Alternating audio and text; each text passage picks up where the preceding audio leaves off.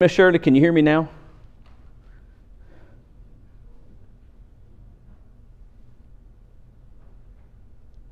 Miss Linda, somebody, maybe they'll let me know if they can hear me. I did turn the mic on. So, what was that, Mr. Greg?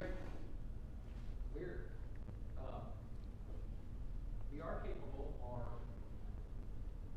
allowed to judge in areas where God has revealed and as God has revealed. Okay. So we can judge whether or not something falls into a category of something that God has revealed.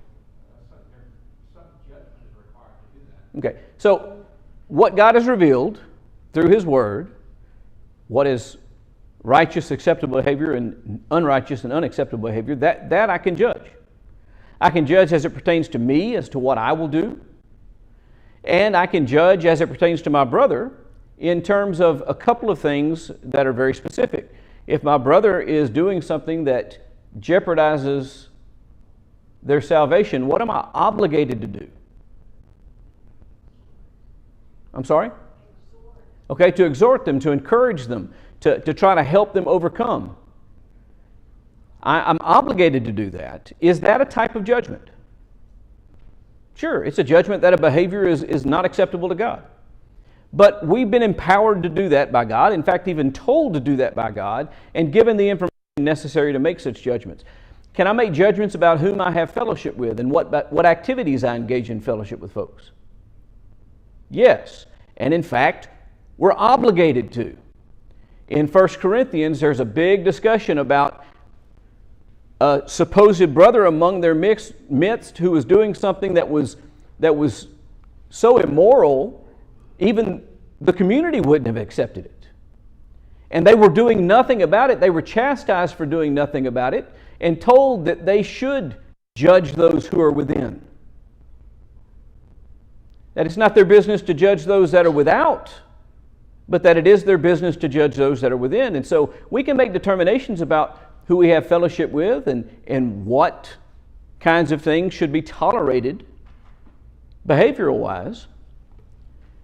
But the question that's being dealt with in James and being dealt with in Matthew 7 is not about that. It's about making judgments about who has fellowship with God, who's acceptable to God. Do I have the power or authority to make those decisions for God?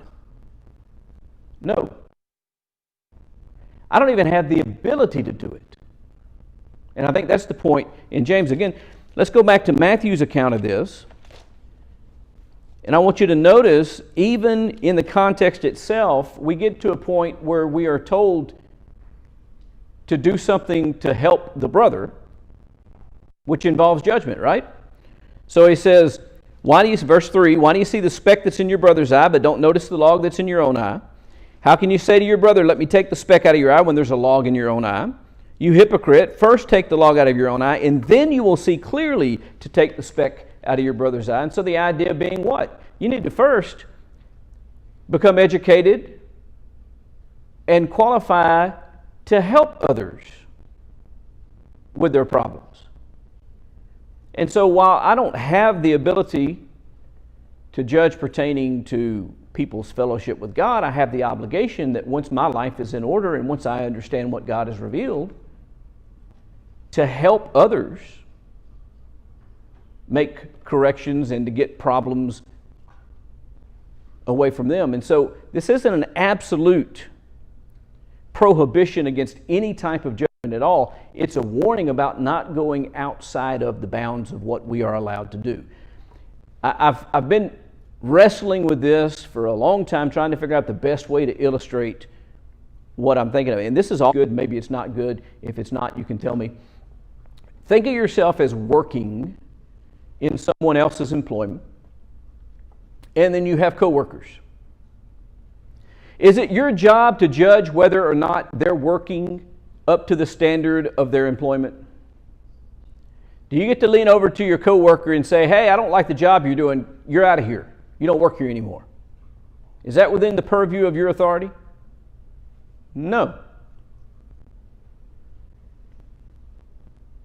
Do I get to decide whether or not I feel like the coworker is the kind of person that I would watch and use as an example about how I would do my job? Do I get to make that kind of judgment? I want you to think about that for a minute. Okay, I'm working at this place and there's all these people working around me, and I'm trying to improve myself and do a better job. I make decisions about who I watch and the work that they're doing and what work I wish to emulate and what work I wish to stay away from. Am I empowered to make that kind of judgment? Yes. It is well within my right to look at someone and say, you know what? I don't think that that's the right way of doing that. I'm not going to do it that way. In other words, to not have fellowship with them in that practice. When I choose to engage in the behavior with them, then I'm fellowshipping with them. I do have the right to make that judgment. What I don't have the right to do is make the judgment that resides only with the business owner as to whether or not someone deserves employment, as to whether or not someone's job is acceptable. The only time that I get in a position of being able to make those kind of decisions are when what happens? I either become the master, the boss, or that authority is delegated to me from the boss. And the way this is talked about, I think it's in Romans 14, that is talked about the fact that we are not to judge another's servant. And that's the same context or idea, I think, that's being presented here in the book of James in chapter 4, verses 11 and 12, or the book of Matthew, chapter 7, verses 1 through 5. The idea of me understanding my place and not going beyond what is right for me to do. I do have the responsibility to decide who I'm going to be influenced by, who I'm going to watch, who I'm going to listen to. I don't have the responsibility to go and tell people, you're not acceptable, you must leave. Do you understand that distinction? And again, let's read through, I'm at the James account, so let's read through James 11 and 12 once again. Do not speak evil against anyone or one another, brothers. The one who speaks against a brother or judges his brother speaks evil against the law and judges the law. And I think that implicitly set forth there is the idea that the brother is in line with the law, because the only way that I can be speaking evil against the law when I speak evil against my brother is what? If they are in fellowship with the law. But if you judge the law, you're not a doer of the law, but a judge. Wrong role. There's only one lawgiver and judge, he who is able to save and destroy, but who are you to judge your neighbor? There's the line that reminds me of Romans 14. You're not the judge of another man's servant. I don't get to decide whether God accepts your work. I get to decide whether or not I fellowship you in that work. Whether or not I will do it the same way. Whether or not what you're doing is worthy of emulation. I can do that, but I can't pronounce absolute judgment on you. That belongs uniquely to God. Does that make sense? Or have I made it more confusing? It's actually hard to talk about this. There's not a whole lot of easy illustrations. Yes, sir, Mr. Greg.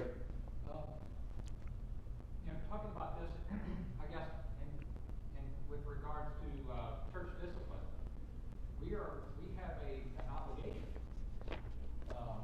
to discipline an unruly brother or sister, but not in the same way that I believe it was Diotrephes did, who simply made that judgment on his own and set his own standard as to who could fellowship and who could not. Absolutely.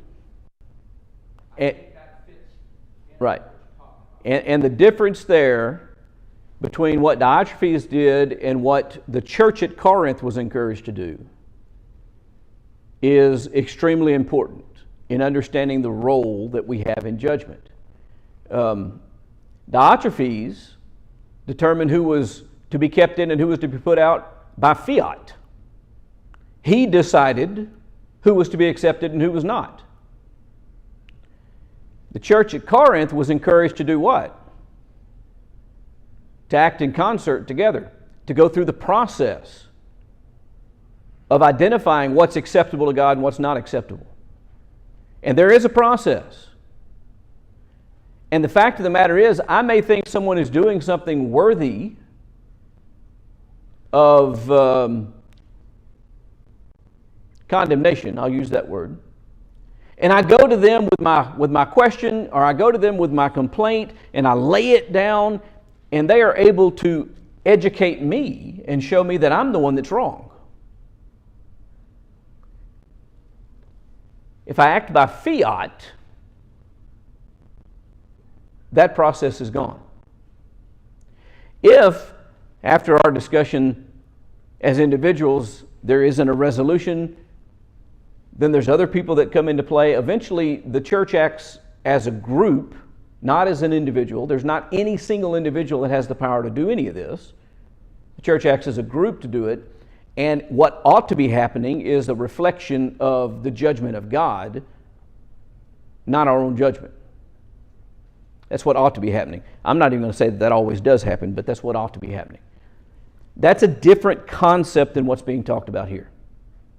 And to me, the contrast that James makes is very powerful, and that is whether you're a doer of the law, whether you're a subject to the law, or whether you're the lawgiver.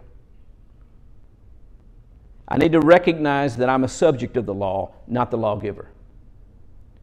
And then the contrast in Matthew, which teaches me that this is an absolute prohibition against any type of judgment, is that Matthew says, you first take care of your problems and then help your brother.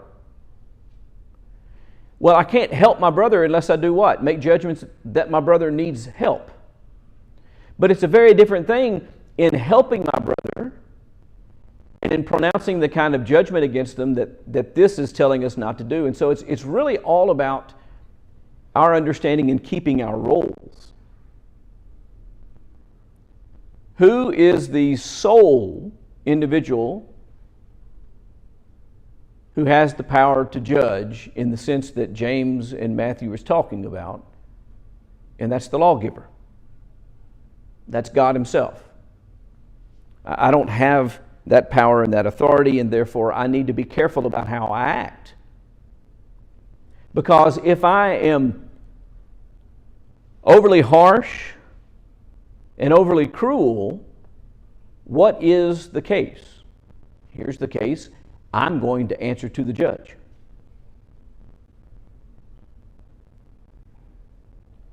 And that's a scary thing, isn't it? Or at least it ought to be. It ought to keep us humble. It ought to make us very slow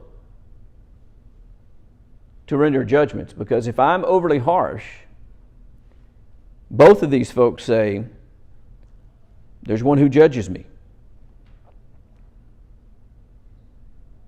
And Matthew makes it very clear.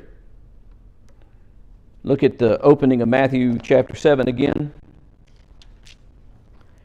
Judge not that you be not judged. For with the judgment you pronounce you will be judged, and with the measure you use it will be measured to you. And so this idea of remembering my place, remembering that I'm not the ultimate judge, and remembering that I'm going to be judged based upon the way in which I act. The judgments that we are authorized to make, what's the end of all of them intended to be?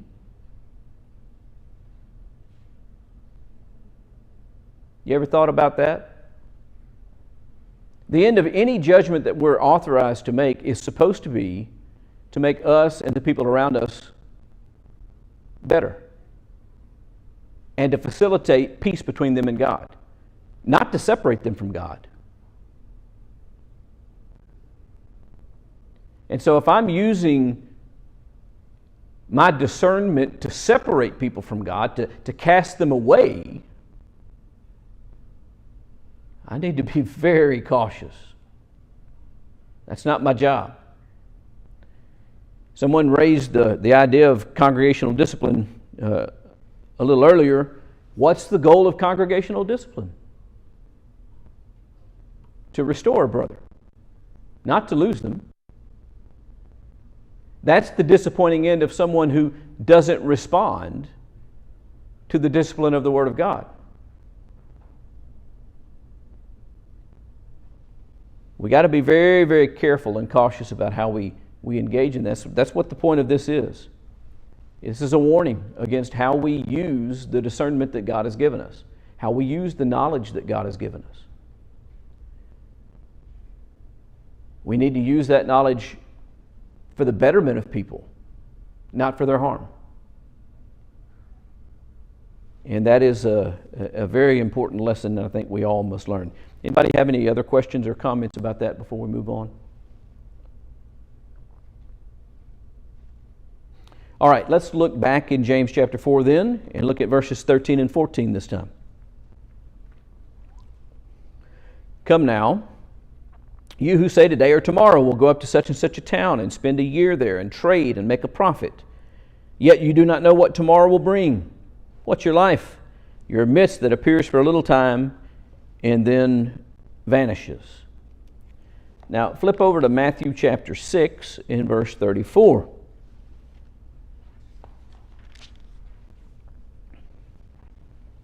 Therefore, do not be anxious about tomorrow, for tomorrow will be anxious for itself. Sufficient for the day is its own trouble. And so both of these sermons give us the suggestion of living for today, of being careful about what we're doing now, of making certain that what we're doing today is proper and is fitting, and not being overly concerned about tomorrow. And I want to talk about that for a little bit, because God did make us with the ability to do what? To exercise some degree of foresight, to anticipate things in the future. Does God expect us to prepare for the future? You know, there's a parable of the 10 virgins, and the 5 that were condemned in that parable are those that did what? That made no provision. They didn't use their intellect to think about what they would need in the future, and therefore they were caught ill-equipped. He does expect us to worry to some degree about tomorrow. He expects us to not get so consumed with today that we forget that our reward is yet in the future, right? Forgetting what lies behind and pressing forward to what is ahead, we press on toward the goal. That is a passage that's telling us to move towards something that's yet to be, and to wait patiently for a reward that we don't get immediately. And so this isn't a prohibition against using foresight or planning ahead or making provision for things in the future, but it is telling us not to do that to the exclusion of what? Taking care of today. Each day has enough trouble of its own. If I'm consumed with the past, or I'm consumed with the future to the point that I don't pay attention to the present, what happens to me? I stumble. And so both of these are telling us to remember and focus on the challenges of today. What's my biggest challenge in a day?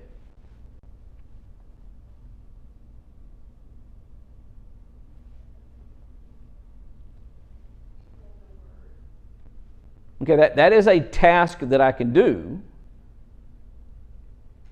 But if we talk in more broad terms, what's the most important aspect of how I live a day?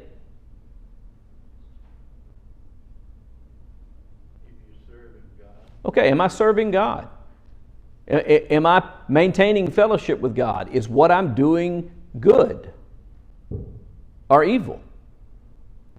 If I'm so worried about tomorrow that I don't do anything today, what happens?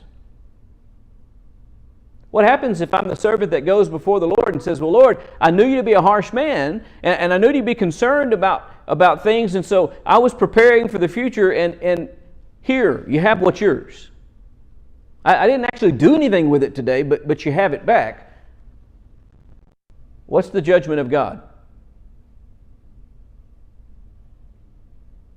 It's a parable of the talents. You might recognize it. You wicked and lazy slave. You knew, but you did nothing. In other words, you didn't actually use your foresight for the thing that it was designed to do. What is foresight intended to do for us? Foresight is intended to give us information to help direct today, not tomorrow. What steps do I need to take today to put me in the position that I want to be in at the end? That's really what foresight's about. And so when I think about the future, when I think about the goal, when I think about those things, it ought to be affecting how I live today. That's the way I need to make application of it. What do I need to do today to make that possible? How do I build my fellowship with God today? Because if we keep talking about what we're going to do for God tomorrow, what are we actually doing? Nothing. Well, when this happens and when this happens, then I'm going to do all these wonderful things. He says, don't worry about tomorrow. Worry about what are you doing today. So, warnings against boasting about tomorrow, against living in that unique world of what may be, instead of addressing what is a problem. And both of these texts warn us about that problem. Chapter 5 of the book of James, verses 2 through 5. Your riches have rotted and your garments are moth-eaten. Your gold and silver have corroded, and their corrosion will be evidence against you and will eat your flesh like fire. You've laid up treasure in the last days. Behold, the wages of laborers who mowed your field, who mowed your fields, which you kept back by fraud, are crying out against you, and the cries of the harvesters have reached the ears of the Lord of hosts. You have lived on the earth in luxury and in self-indulgence. You have fattened your hearts in a day of slaughter. And so he talks about all these things that we value, our riches, our gold, our silver, all of these things that we value are rotten and moth-eaten, and corrosion has taken them over, and our values are all in the wrong place and for the wrong things. Now let's go back to the Sermon on the Mount, Matthew chapter 6 and verse 19.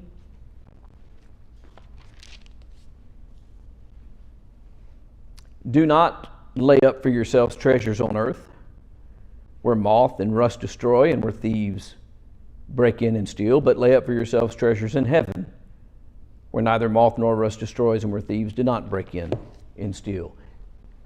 The same subject under consideration here, right?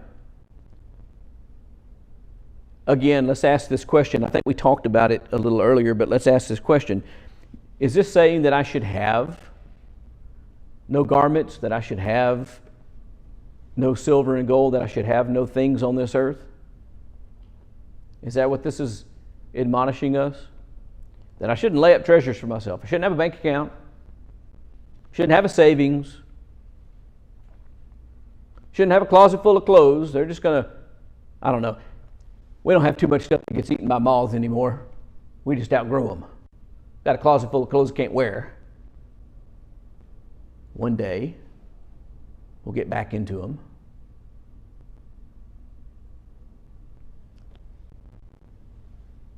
He's saying we shouldn't have that closet at all? That we shouldn't have those clothings? That we shouldn't have the gold and the silver? No, he's not saying that. He's not saying that we shouldn't make provisions for tomorrow. He's saying what? Okay, they can become oppressors, you're right. Right. And what else? Well, they have an evil heart. They need to change. Okay, what's the significance of the term priority? What does priorities have reference to? Okay, first on the list. And if something is a priority, then it does what? Then it has what? It takes precedence. It's of greater importance. And so what is of greater importance? Having gold and silver and garments on this earth and having no treasure laid up in heaven, or having treasure laid up and stored up in heaven and not as much on the earth. See, there's a priority question here. And this is a warning about the fact that if we make temporal things, forget about the garments and the gold and the silver for a moment.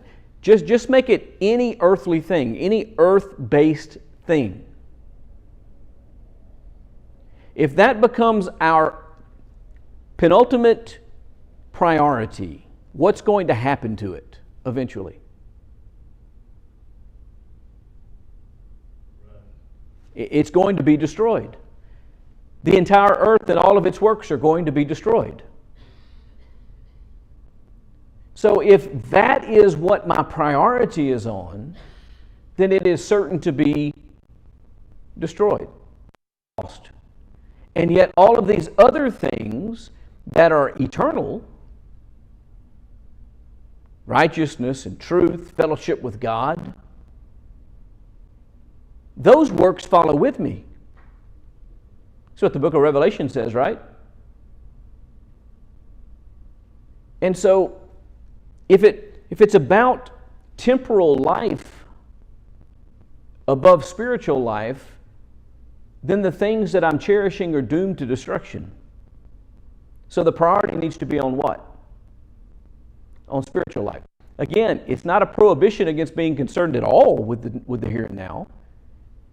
It's allowing the here and now to become the ultimate goal.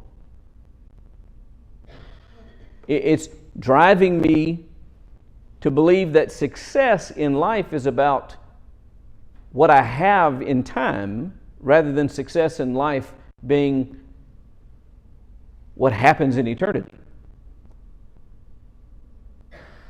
And we don't want to let that happen because the things of this world will be destroyed. Yes, sir, Mr. Greg?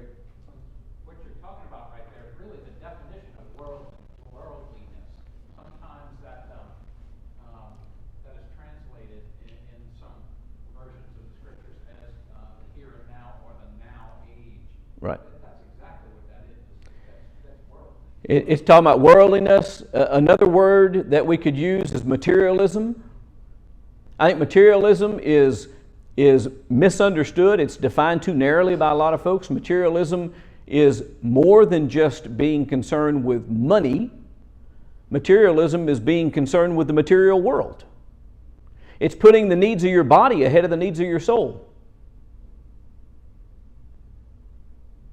What shall it profit a man if he should gain the whole world and lose his soul? Or what shall a man give in exchange for his soul? That's how it's put by the Lord. Materialism is about material things, but what's going to happen to all of those things? They'll be destroyed. They'll come to nothing. And so, again, values and priorities have to be placed in those things that endure. What's more important, my body or my soul? My soul is more important. I have to keep that in mind. All right. Any other questions or comments? Chapter 5 and verse 10 of the book of James says, as an example of suffering and patience, brothers, take the prophets who spoke in the name of the Lord.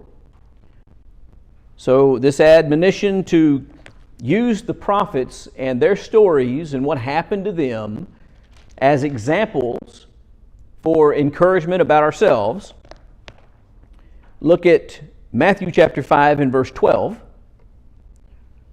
Rejoice and be glad. Actually, I'm going to back up to verse 11 to get the whole idea. Blessed are you when others revile you and persecute you and utter all kinds of evil against you falsely on my account.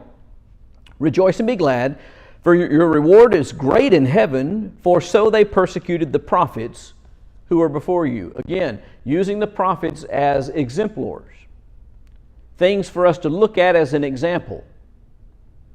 And look at how they suffered for serving God, and in learning and developing in ourselves the ability to endure faithfully in trials and difficulties like they did it. Were they able to endure? Yes. Was it fun? Anybody? You think it was fun being a prophet? I think sometimes we have this romantic dream of what it would be like to be a prophet of God, and to go out and you have all this information and you can tell people things and you're able to talk about things, and lo and behold, they come to pass. That was one of the tests of determining whether or not a prophet was true or not, right? Whether or not what they said actually came to pass.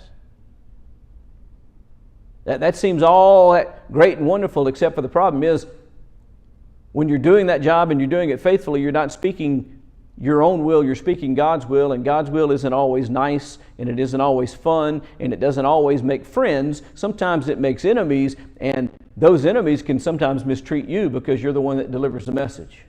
What happened to a lot of the prophets? They were killed. They were killed for being faithful to God.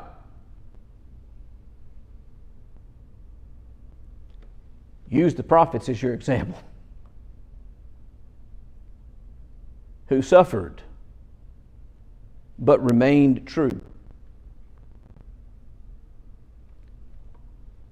Prophets are examples and patterns for us because of their faithfulness to God, because of their endurance through suffering. And the book of James actually is built on that premise, right? That's where it starts. Count it all joy when you incur various trials, knowing that the testing of your faith produces endurance, and let endurance have its perfect result, that you might be complete, lacking in nothing. That's the thesis of the book. And so prophets being used in it, that's also heard in the Sermon on the Mount. Got 5 minutes, I think, which ought to give me time to do this last one. James chapter 5 and verse 12. But above all, my brothers, do not swear either by heaven or by earth or by any other oath, but let your yes be yes and your no be no, so that you may not fall under condemnation. Let's go back to Matthew chapter 5. We'll start reading in verse 33.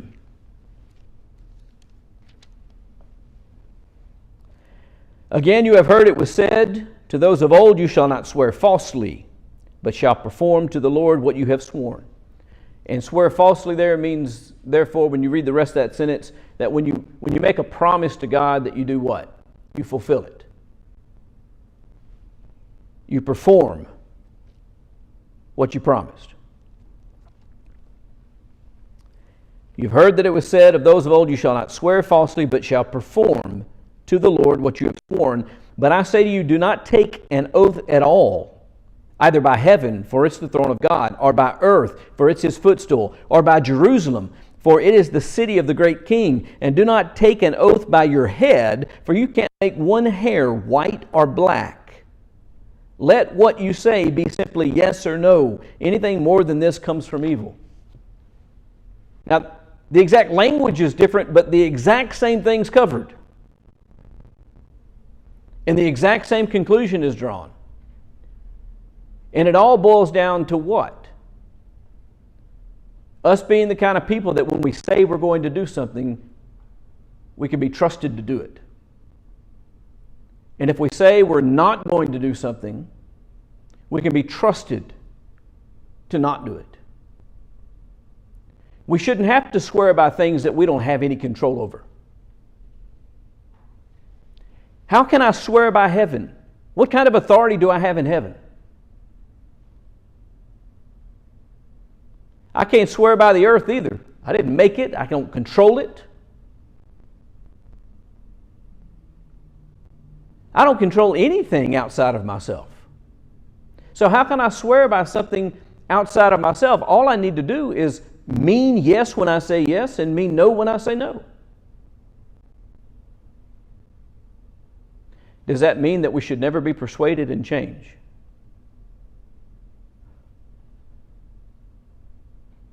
Of course not. Sometimes we're rash when we speak, and we say yes or no before we actually know what the right thing to do is. And if someone comes to us and can show us that we're wrong, what should we do? We should accept that we're wrong, own up that we're wrong, and change. That's not the point that's being made here. The point that's being made here is that we need to be the kind of people that our word means something, that our speech is important to us, that we don't say things quickly without considering the ramifications, and we don't appeal to things that we have no authority or control over. I think it's sad. It's terrible. This is one of the parts of our society in the United States that I think is sad, that we ask politicians and other people to take oaths of office by putting their hand on a Bible and swearing an oath. And we do that of people who give testimony in trials, and we do that of people who... We have this idea that somehow it's more wrong to tell a lie after you've sworn with your hand on a Bible than it is to just tell a lie in everyday life.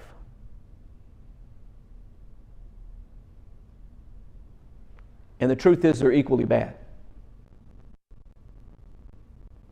I don't get to say, well, I didn't swear an oath by heaven, so I'm not obligated.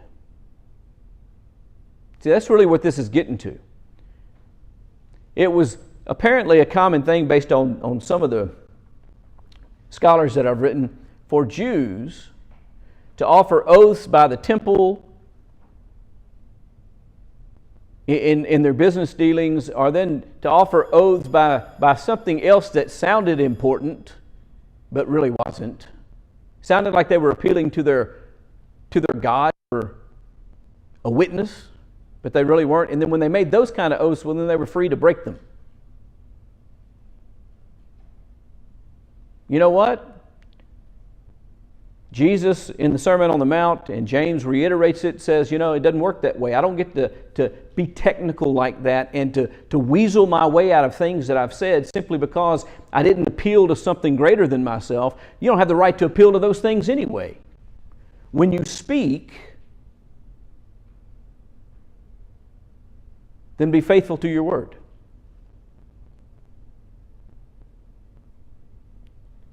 And used to would have said be man enough, but people don't understand that that's talking about mankind. So be human enough. Be human enough when you speak rashly and someone comes to you or something comes to you and you realize that you spoke too quickly. Be human enough to admit that you were rash and that you spoke too soon and that you were wrong.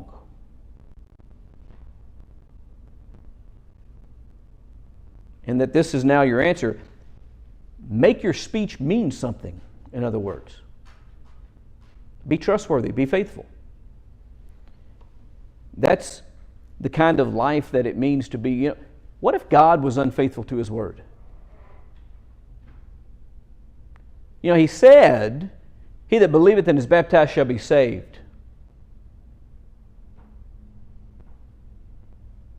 But when you do that, He decides to condemn you anyway. What if He was that way? What could we believe? What if we all acted like politicians and believed that when we were talking about things, it didn't really matter what we said and we could make all kind of claims and people just understood that we were exaggerating and didn't really mean it? What if everyone behaved that way? I'll tell you what the answer to that is. You wouldn't be able to believe anything you heard. And you wouldn't be able to build a plan of action with anyone because you wouldn't know whether or not they could be trusted. We need to be different than that. People ought to know when we say yes, that's what we mean. And when we say no, that's what we mean. And in fact, if we live that way, we don't even have to swear by things because people will know we're good to our word. I got to stop. I didn't hear a second bell, but I trust that it rang. Appreciate everybody's presence. And we'll be back online at about 20 after with the sermon this morning.